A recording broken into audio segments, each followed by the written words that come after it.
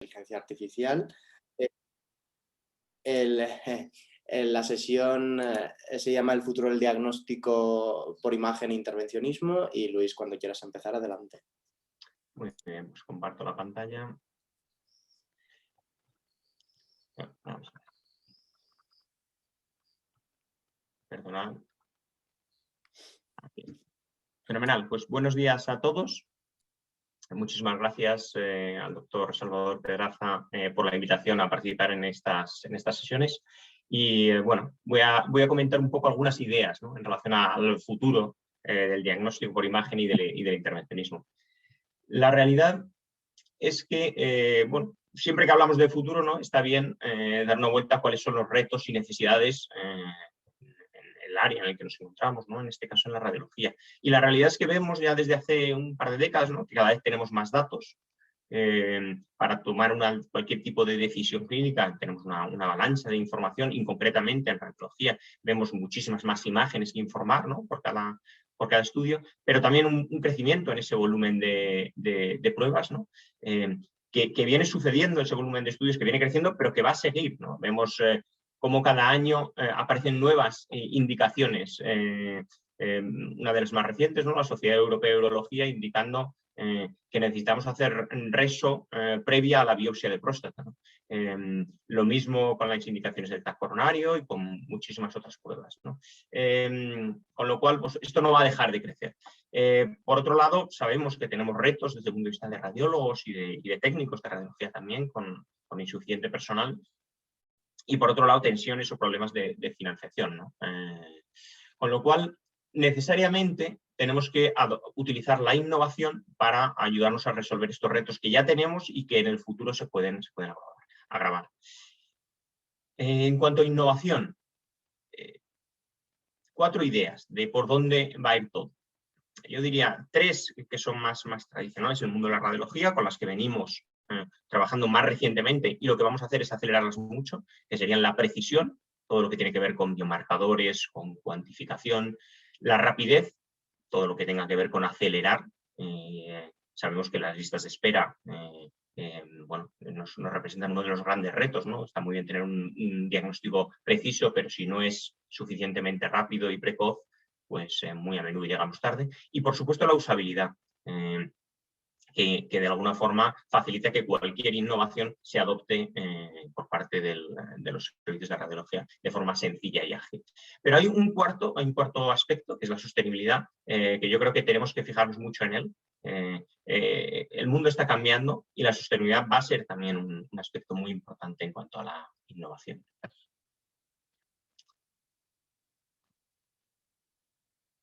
¿En qué estamos innovando?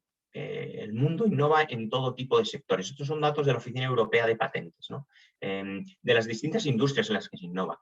Vemos cómo la tecnología médica es la industria número 1 en cuanto a innovación. Estamos en el campo donde más innovación sucede, más que en las telecomunicaciones, más que en la informática, y bueno, y a la derecha podemos ver el top 10 de las empresas, ¿no?, que más innovación están presentando en función del número de patentes que se presentan. Estos patentes, ¿qué son? Estos son los productos de mañana, ¿vale? Estas patentes al final siempre acaban productizándose, o casi siempre acaban productizándose, porque registrar una patente pues tiene obviamente unos costes importantes, y esta es la innovación que nos va a llegar mañana. Con lo cual, pues sin duda vamos a ver muchísima innovación en tecnología médica, más de la que hemos venido viendo. ¿Y en qué se basa esta innovación? Bueno, fundamentalmente hay una serie de tecnologías disruptivas que están apoyando mucho esta innovación, ¿no? La inteligencia artificial, sin duda, la número 1, los biomarcadores, la realidad aumentada, fundamental sobre todo en el área de intervencionismo, catéteres inteligentes, nuevos sistemas de navegación basados en fibra óptica y, por supuesto, todo tipo de soluciones en la nube y los wearables como herramientas de monitorización de pacientes. La realidad es que estas tecnologías disruptivas están provocando un fenómeno interesante, y es la aceleración de la innovación. Y me quiero parar un poco en esta idea, y es cuánto han alcanzado, cuánto tiempo les ha llevado distintas tecnologías en alcanzar a 50 millones de usuarios. Al teléfono le llevó 75 años llegar a 50 millones de usuarios. A la electricidad, 46 años. A los teléfonos móviles 12 años, a Internet 7 años. Y bueno, ya como anécdota, pues alguna aplicación como el Pokémon Go, 19 días. Este ritmo de aceleración de la innovación o de la adopción va a pasar también, o está pasando en tecnología sanitaria y concretamente en radiología. Hay veces que nos cuesta la comparación, ¿no? de un mundo profesional con un mundo personal, pero la realidad es que tenemos que estar preparados para que esta velocidad de adopción de la innovación la incorporamos lo antes posible para poder ser competitivos y ser más eficientes también en los diagnósticos y en el intervencionismo. Y algunas ideas de por dónde van a ir los tiros, qué cosas van a cambiar seguro en esta próxima década. TAC con detección espectral. Y aquí la pregunta que hago a todo el mundo es, ¿estamos maximizando ahora mismo el valor de cada fotón que atraviesa el cuerpo humano? Bueno, pues la realidad es que muy probablemente no lo estamos haciendo. Llevamos muchos años oyendo hablar de distintas, de búsqueda, ¿no? De la energía dual a través de distintos métodos de adquisición, pero la realidad es que todos ellos tenían un reto, y es el no ser capaz de detectar simultáneamente los fotones que están pasando a través del cuerpo humano en el mismo instante y en la misma localización, cosa que sí consiguen las técnicas basadas en detección. De ahí que todas las empresas tengamos publicado que estamos trabajando en tecnologías de detección espectral. Hay dos tecnologías fundamentalmente. La primera es la detección basada en dos capas, que básicamente lo que hace es separar las energías en base a esas dos capas de detección, y la otra que es el contagio de fotones. Y sin duda el futuro del TAC está en técnicas basadas en detección. La realidad es que lo más importante de las técnicas basadas en detección es que no cambió en nada la adquisición, por eso sigue siendo muy sencillo, y todas las adquisiciones son espectrales, no tengo que elegir en cuáles lo hago o cuáles no. Y como decía, es importante, al final lo que hacen las dos capas de detección separan entre las altas energías y las bajas energías, porque tienen materiales distintos las capas de detección, y eso provoca que sea capaz de desprender de cada fotón. Al saber si está en altas energías o en bajas energías, soy capaz de caracterizar los tejidos de una forma mucho mejor y mucho más adecuada. Contamos con un montón de herramientas en función de esa imagen básica que soy capaz de distinguir entre altas energías y bajas energías, que pueden estar bien integradas en estaciones de trabajo tipo IntelliSpace Portal o bien directamente integradas desde el PACS, ¿no? Con lo cual contamos con herramientas de medición de la densidad electrónica, de supresión de calcio, de herramientas para poder hacer contraste sin contraste virtual o revisar la imagen a distintas monoenergías, ¿no? Aquí, si vemos esta imagen, ¿no? Corresponde a una paciente con dolor abdominal y pérdida de peso reciente. Y bueno, el diagnosticar o el dar un diagnóstico, ¿no? En base a esta imagen, pues es ciertamente muy complicado. Ahora, si miramos el equivalente con información espectral, vemos cómo rápidamente se enciende una lesión en la cola del páncreas que no nos hace dudar, cosa que era muy difícil muy difícil de visualizar en la imagen convencional, ¿no? Este es el tipo de información adicional que nos da, ¿no? Al final ha habido múltiples estudios, algunos de ellos reflejan que el aumento de la sensibilidad en la detección de cáncer del 77 al 89%, reduciendo la necesidad de estudios adicionales. O aquí mostrando la capacidad de excluir la malignidad en quistes del 30 al 96% utilizando información espectral, ¿no? Pero también en neuro, y este es un ejemplo muy reciente de un hospital en Madrid, Nuestra Señora del Rosario, en la cual pues, bueno, se pone de manifiesto un nuevo estándar post-trombectomía, que es la utilización de la imagen espectral después de la trombectomía para distinguir entre sangrado o contraste post-trombectomía, ¿no? En este caso, pues la imagen, al ver la imagen de yodo sin agua, y al ver la imagen virtual sin contraste, pues bueno, pues se evidencia, como indica la doctora Diana Quiñones, que es muy sugerente de sangrado y no de extravasación de yodo, dado el antecedente de trombectomía que tenía esta paciente, ¿no? Y lo mismo aquí, si intentamos ser capaz de valorar el déficit de perfusión que existe aquí, es muy distinto si vemos la imagen directamente que obtenemos con la información espectral, en la que el déficit, por así decir, de perfusión se nos resalta o se nos enciende como si fuese una bombilla, ¿no? Directamente. También ser capaz de ver adecuadamente imagen intraestén, reduciendo el blooming que provocan los estén, ¿no? Aquí vemos cómo la imagen convencional genera mucho blooming a la derecha, abajo a la derecha, mientras que a la izquierda vemos cómo visualizamos de forma mucho más correcta el lumen, ¿no? Ese vaso. También el ser capaz de trabajar o manejar a pacientes que tengan, en este caso, ¿no?, enfermedad crónica en estadio 3 de riñón y ser capaz de utilizar el mínimo contraste posible. Aquí vemos cómo esta imagen está realizada con tan solo 7 mililitros de contraste, lo cual es realmente bajo.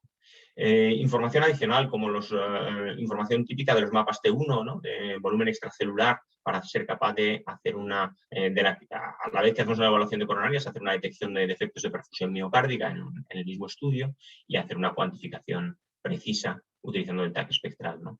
Y vemos cómo podemos conseguir una información típica de la RESO.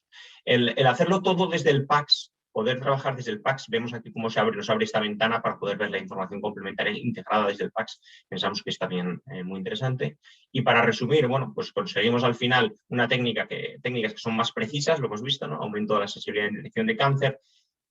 Hablan de 26% de reducción de curvas posteriores, de rezos posteriores por diagnóstico incompleto con TAC versus el TAC convencional y el poder optar a un TAC cardíaco espectral, ¿no? Es una de las partes más importantes de esa detección espectral versus las técnicas con emisión. Luego la rapidez, hacer en 2 segundos una adquisición completa, tórax, abdomen, pelvis, reducir el tiempo completo del diagnóstico al paciente hasta un 34% y evitar estudios adicionales sin contraste, pudiendo activar el modo, lo que llamamos virtual non-contrast, ¿no? La eliminación virtual de ese contraste. Y por último, la usabilidad que decíamos, ¿no? Siempre disponible en retrospectivo, sin protocolos especiales, desde el visor del PACS y para todos los pacientes.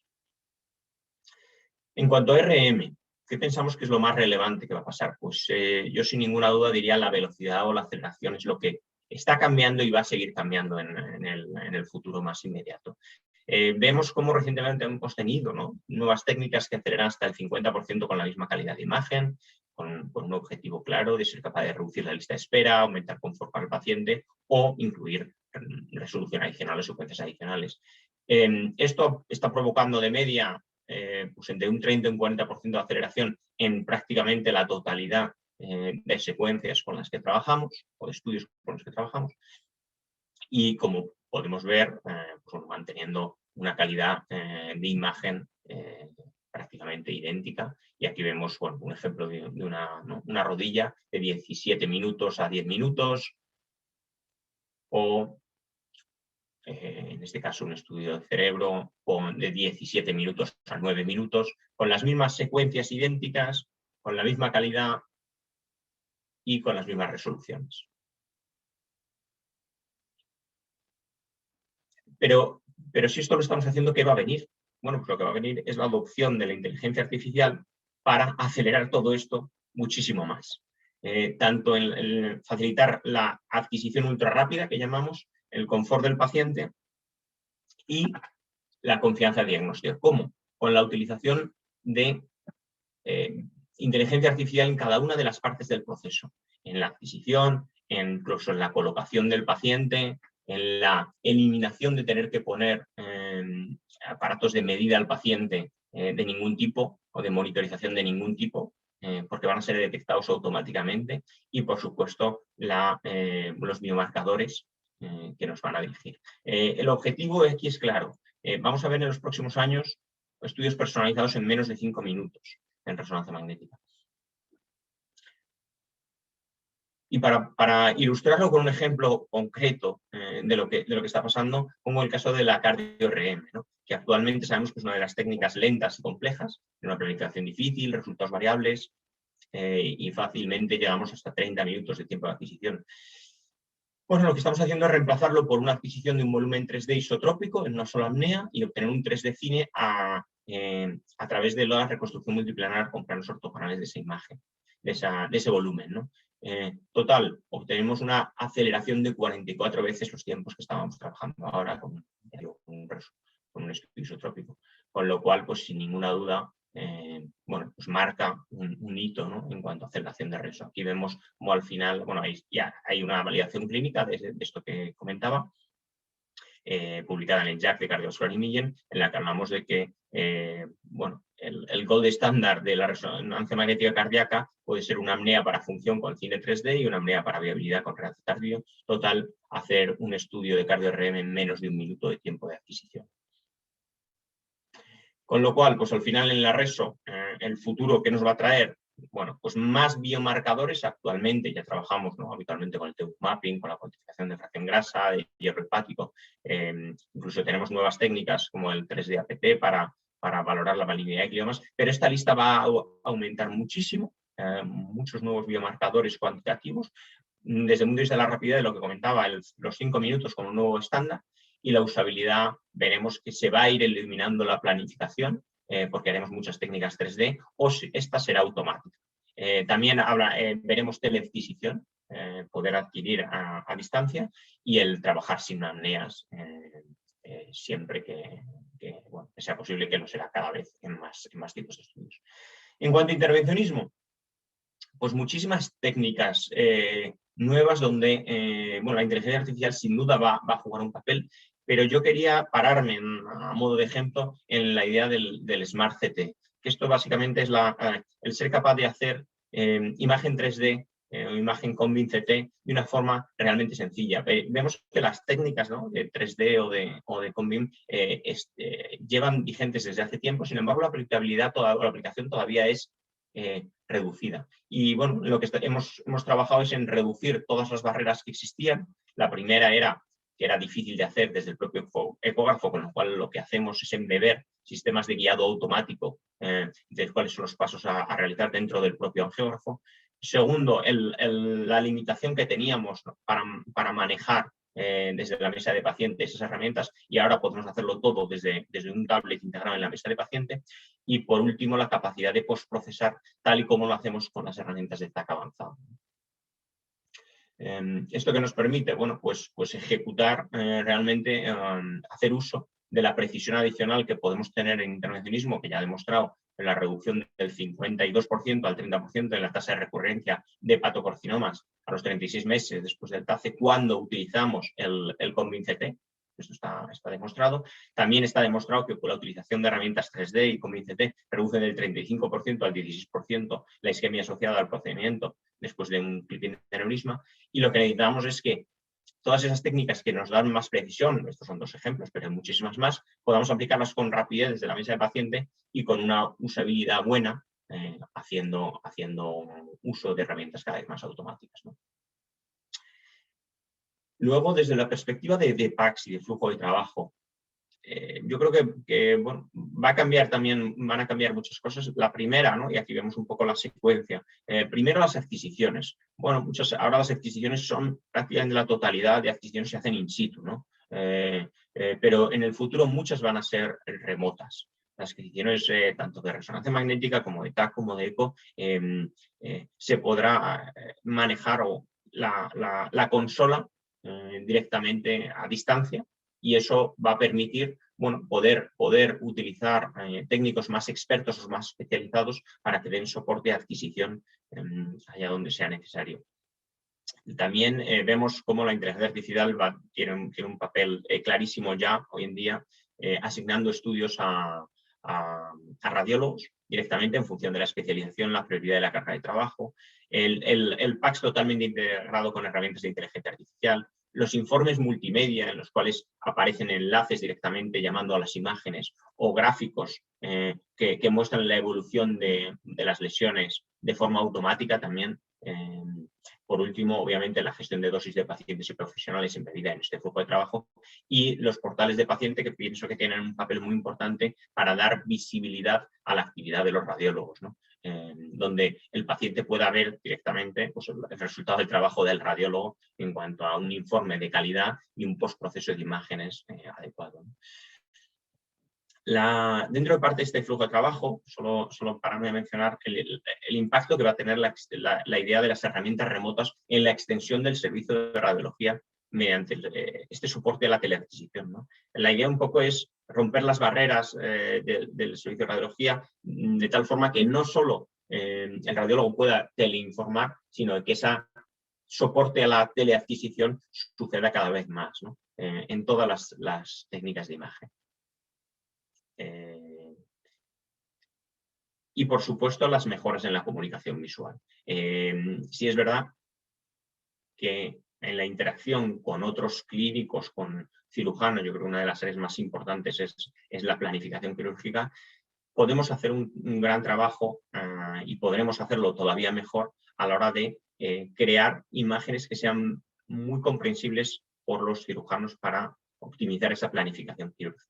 Y, por supuesto, estas herramientas también podrán tener un rol a la hora de comunicarnos con los pacientes.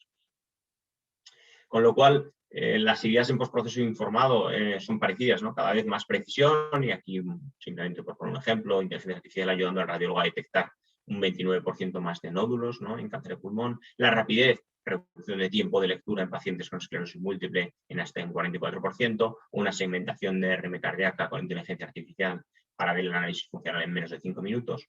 Y en cuanto a usabilidad, que el preprocesado de todas esas herramientas de inteligencia artificial se haga antes de yo abrir el paciente, ¿no? Con 0 clics y con 0 tiempo de espera y con una integración, por supuesto, que sea total con el PACS, con el postproceso y con el informado. Y ya con esto paso al último punto, quizás un punto más atípico, ¿no? De ver en las charlas vinculadas con radiología, y es el de la sostenibilidad unida a la radiología. La realidad es que si analizamos el impacto de la sostenibilidad, y aquí hay una encuesta que se hace a toda España en relación al impacto del cambio climático, como cuál es la variación de las distintas amenazas a las que se enfrenta el mundo, la realidad es que los resultados es que el cambio climático es considerado la principal amenaza a la que se enfrenta el mundo si comparamos todas las distintas posibles amenazas, ¿no? Y esto es verdad que esto es pre-COVID, pero ha habido distintos artículos ya posteriores, de hecho uno publicado por la Agencia Europea de Medio Ambiente hablando de que 1 de cada 8 muertes en Europa puede ser ya atribuible a la polución, y incluso el Lancet tuvo un artículo interesante, bastante reciente de este año, donde habla del impacto que tienen los retos y oportunidades del COVID y del cambio climático. Yo creo que sin duda hay una altísima concienciación respecto a esto que va en aumento. Y es interesante ver un artículo en el Journal of American College of Radiology que habla del impacto de la sostenibilidad en la radiología, ¿no? Y curiosamente hace la comparación de que, igual que los radiólogos, pues bueno, no estaba claro, ¿no? En los orígenes de la radiación cuál era el impacto de la dosis de radiación, pues ahora mismo todavía indica que podemos ser un poquito desconocedores respecto a las implicaciones que tiene la huella de carbono para la salud pública, ¿no?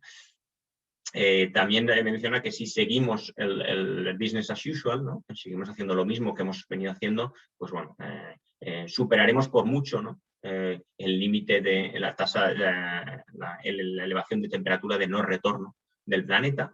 Y lo que sí que indica es que los radiólogos es la especialidad probablemente del mundo médico que más impacto tiene sobre el cambio climático.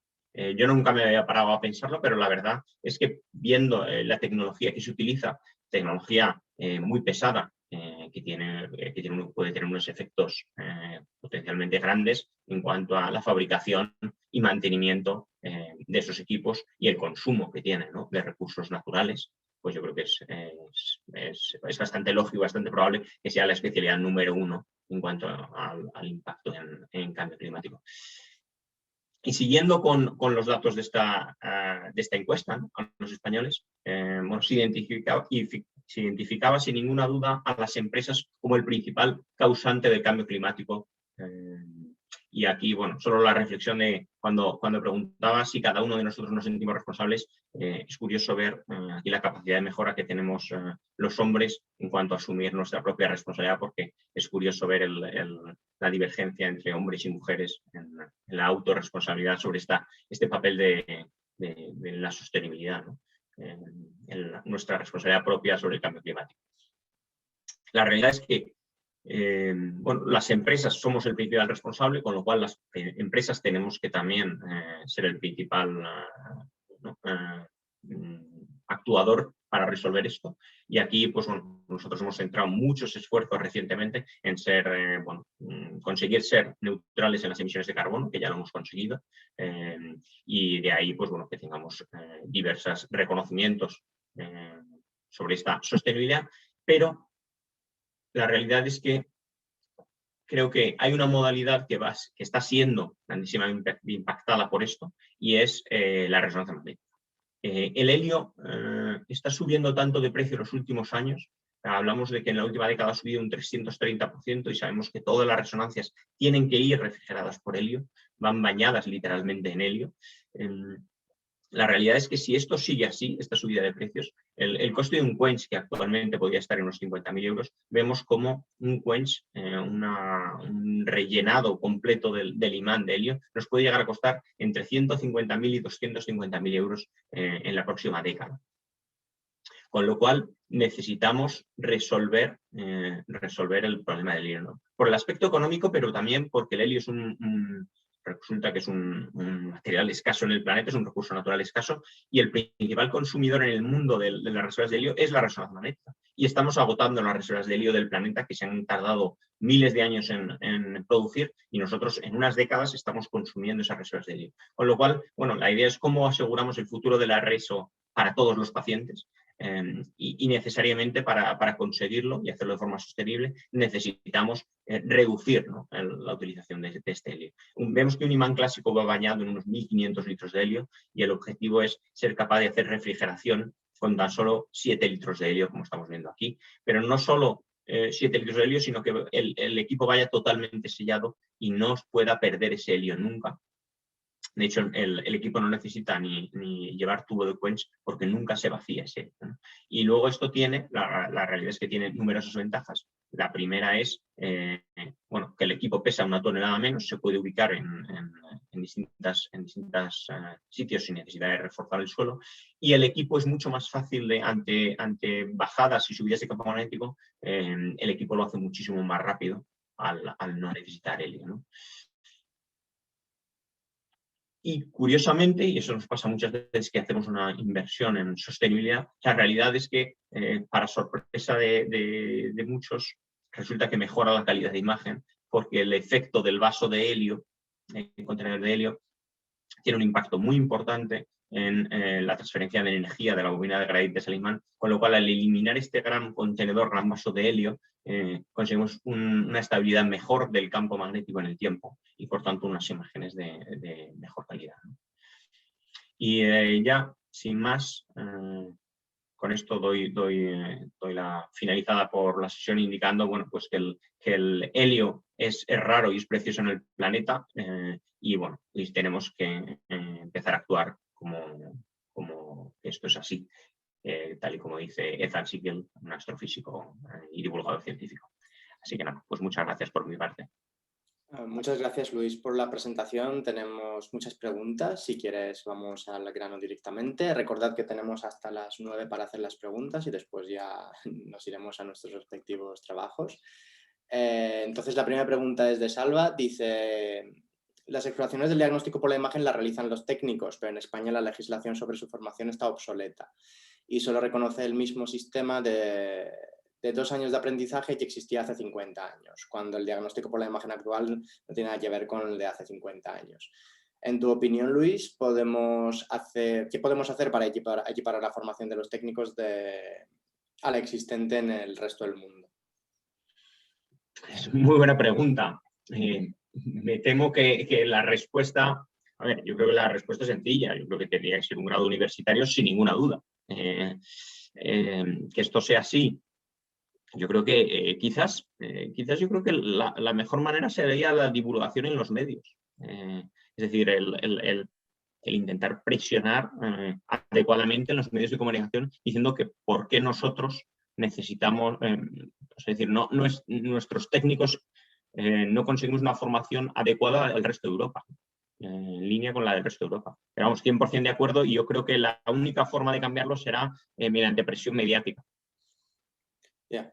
Muchas gracias, Luis. La siguiente pregunta, yo creo que ya la has respondido en la presentación, es acerca del tiempo de adquisición del TC, que es mucho más rápido respecto al ARM. Y si crees que las nuevas herramientas harían disminuir el tiempo de adquisición de la ARM, que yo creo que sí, ¿no? O sea, yo creo que yo siempre digo una cosa, si alguien está planificando adquirir una RESO nueva, por favor, que revise el número de vestuarios que está planificando y que añada uno más, muy probablemente. Es decir, la RESO va a irse a unas velocidades muy parecidas a los tiempos de adquisición del TAC en los próximos años. Y va a tardar relativamente poco. Gracias, Luis. La siguiente pregunta es acerca de la elastografía en la ecografía y es, en tu opinión, ¿deberíamos aumentar la aplicación de las técnicas avanzadas en la ecografía? Sin ninguna duda, yo creo que todas las técnicas avanzadas, la elasto es un ejemplo, y muchos otros, lo que va a pasar en la ecografía es que van a venir va a aparecer mucho más biomarcador y además biomarcador ayudado por inteligencia artificial para reducir la dependencia manual del operador. El reto que tiene la ecografía es esa variabilidad del operador. Entonces yo creo que a través de las técnicas de biomarcadores, de inteligencia artificial y de técnicas 3D vamos a reducir esa variabilidad y dar una ecografía mucho más cuantitativa y objetiva. Sí. Una pregunta más, Luis, acerca de los estudios funcionales en la resonancia magnética que están siendo actualmente infrautilizadas. En tu opinión, ¿cuál es la estrategia para aumentar el grado de uso de estas tecnologías de las que disponemos en nuestros equipos? Yo creo que al final, para cualquier técnica, yo creo que hay dos cosas. Una, la aceleración de tiempo nos va a ayudar, ¿no? Muchas de las veces lidiamos con no poder hacer más cosas por falta de tiempo. Si al final conseguimos acelerar todo, tendremos más tiempo para poder hacer, cuando sea necesario, ¿no? Secuencias adicionales. Y la otra es, esas secuencias se tienen que traducir en información objetiva y cuantitativa que impacte sobre la manejabilidad del paciente, ¿no? Entonces, al final, si somos capaces de derivar de las técnicas que utilicemos cada vez más números que puedan actuar de forma objetiva sobre cómo manejo al paciente, yo creo que eso ayudará a su adopción.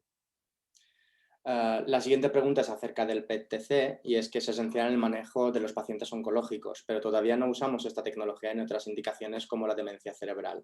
En tu opinión, ¿a corto plazo se incrementará la utilización del PET-TC en la valoración de los pacientes con demencia cerebral y trastornos neurodegenerativos? Pues no tengo una posición muy clara sobre el tema porque pienso ahí que la resonancia tiene un papel también muy importante de futuro, con lo cual no lo tengo claro, ya digo, porque creo que la RESO va a jugar también un papel muy, muy importante en esa detección precoz en trastornos neurodegenerativos y quizás apostaría a porque es posible que la RESO cubra un papel mayor allí todavía. Gracias, Luis. La siguiente pregunta es de Kai Vilanova y nos dice ¿por qué existe tanta dificultad en incorporar imágenes insertadas en el informe, con plena integración del documento final en la historia clínica del RIS-HIS?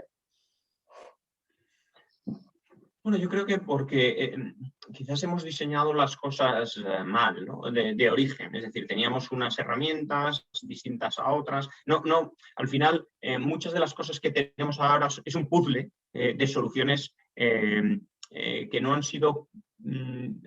es decir, hemos heredado una historia, pero si empezásemos desde cero, yo creo que lo que haríamos muy probablemente es pensar en en un PACS y desde ese, llamémoslo PACS o llamémoslo entorno de trabajo, en el cual pueda hacer todo de forma mucho más sin fisuras dentro de ese entorno de trabajo del radiólogo, que es un poco nosotros lo que estamos preparando, de tal forma que yo pueda hacer la visualización, el postproceso más avanzado y el informe de forma transparente en ese ecosistema, y eso se integre, por tanto, por supuesto, en la historia clínica electrónica, pero todo de forma transparente, con lo cual lo de informado, pues bueno, yo creo que el informado dentro del propio PACS, si queremos de esa visualización, tiene mucho sentido, para no crear dos mundos, el mundo RIS y el mundo PACS.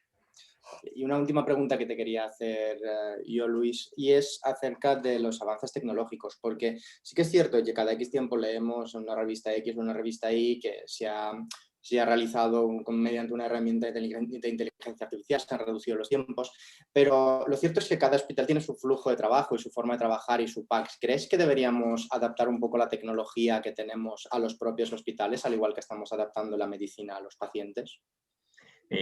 100%. A ver, yo aquí lo que creo que está pasando, y suele pasar cuando llega una nueva tecnología, lo que creo es que estamos en modo exploratorio, ¿no? Y entonces hacemos pruebas pero para demostrar esa tecnología, pero una cosa es que esa prueba funcione en un entorno controlado de forma puntual, en un laboratorio si queremos, aunque ese laboratorio puede ser un hospital, y otra el despliegue masivo de esa tecnología, ¿no? Y esto nos pasa como la telefonía móvil. Hubo durante 10, 15 años, había smartphones que existían y estaban disponibles para todo el mundo, pero nadie los adoptaba. ¿Por qué? Porque había que leerse un manual de instrucciones de 600 páginas para poder utilizar el smartphone. ¿Cuándo cambia todo? Cuando se invierte mucho en la usabilidad. La usabilidad no es un factor menor, es un factor fundamental, y sobre todo para integrar herramientas de este tipo en entornos tan complejos como la atención sanitaria. Con lo cual, yo creo que ahí el cambio es que ahora ya estamos un poco en esa segunda fase, y es cómo integramos esas herramientas de forma transparente para los usuarios, y eso es lo que va a cambiar en los próximos tiempos. Muchas gracias, Luis. Paso el turno de palabra a Salva, ya que no hay más preguntas. Adelante, Salva. Muchas gracias por tu presentación, Luis. Ha sido excelente.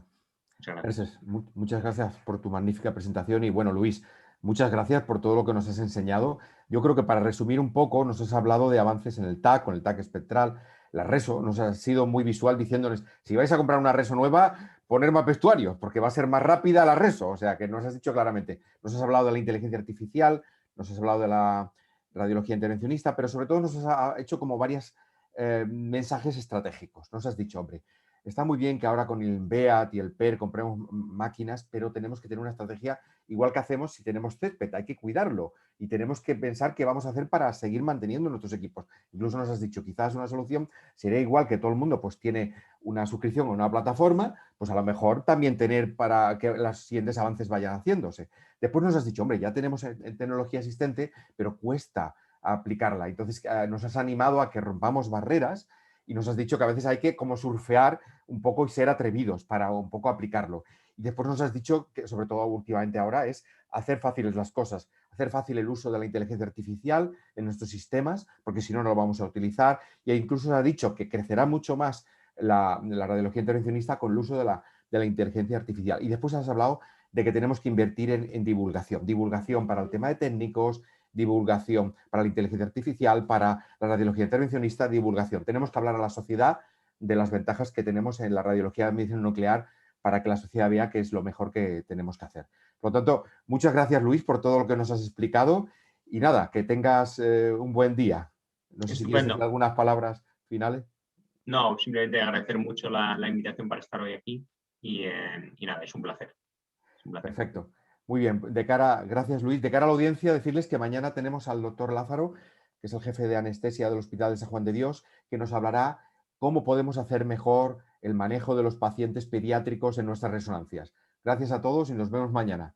Gracias, Luis, y gracias a todos. Hasta mañana. Muchas gracias. Adeu.